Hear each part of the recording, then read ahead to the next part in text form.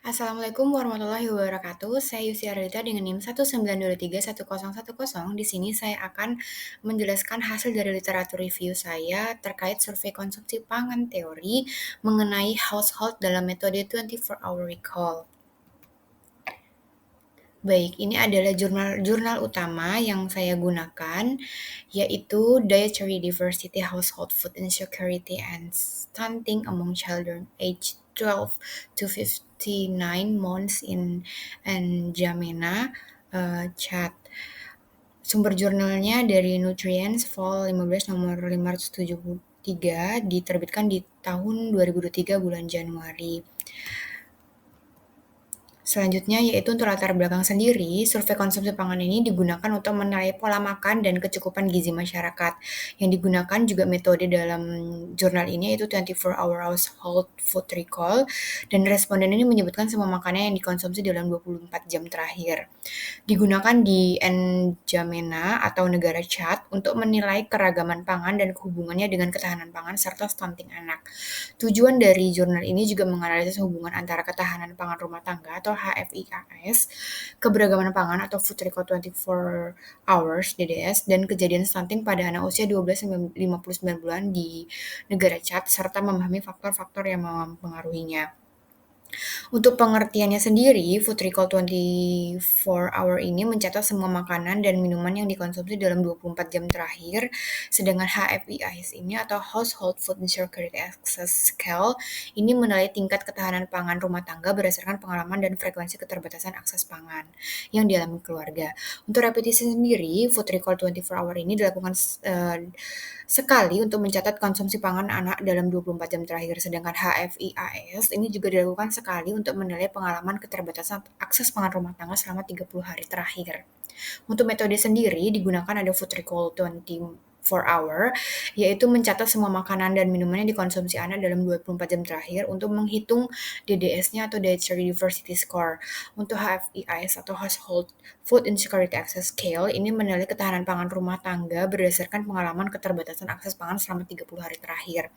Untuk sasarannya sendiri, ini ada anak-anak berusia 12-59 bulan, lalu rumah tangga tempat anak-anak tersebut tinggal, dan kepala keluarga atau pengasuh sebagai responden untuk wawancara Food Recall 24 Hours dan HFIAS. Nah, ini adalah penyajian datanya, ada dalam bentuk tabel dan ada dalam bentuk diagram batang. Dan untuk hasil pembahasan dari analisis data tadi, yang pertama itu adalah untuk hasilnya berdasarkan Food Recall 24 jam ini rata-rata DDAS anak itu sekitar 6,5 kurang lebih 1,6 dengan 27,4%. Anak ini belum mencapai keberagaman pangan minimal. Untuk HFIAS-nya ini 16,6% ini rumah tangga mengalami ketahanan pangan berat dan kondisi ini berhubungan signifikan dengan kejadian stunting. Lalu dapat dibahas bahwa HFIAS ini menunjukkan bahwa semakin rendah ketahanan pangan rumah tangga, semakin juga tinggi risiko stunting. Untuk Food Recall 24 Hour ini menunjukkan keberagaman pangan anak ini belum cukup tetapi tidak berhubungan signifikan dengan stunting karena konsumsi masih didominasi serealia dan gula.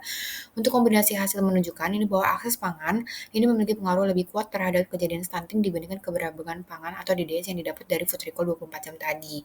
Hal ini juga karena faktor sosial ekonomi dan keterbatasan ketersediaan pangan masih menjadi hambatan utama dalam pemenuhan gizi anak di kota tersebut. Lalu untuk validitasnya sendiri, metode terstandar internasional menggunakan HFIAS dari USAID dan Food Recall 24 jam dari FAO untuk menjamin keandalan dari alat ukur tersebut. Uji kuesioner atau pretest pada 100 rumah tangga dilakukan sebelum survei utama untuk memastikan kejelasan pertanyaan. Lalu salah satunya lagi yaitu menggunakan metodologi SMART untuk memastikan sampel representatif dan hasil survei valid. Lalu untuk kelebihan dan kekurangan dan mengurangi biasanya, yang pertama kelebihannya salah satunya yaitu HFIAS ini boleh diterapkan tanpa alat khusus, cocok untuk survei besar. Lalu juga dapat mengidentifikasi rumah tangga rentan pangan untuk intervensi gizi. Namun untuk kekurangannya sendiri, HFIAS ini bersifat subjektif, tergantung persepsi responden.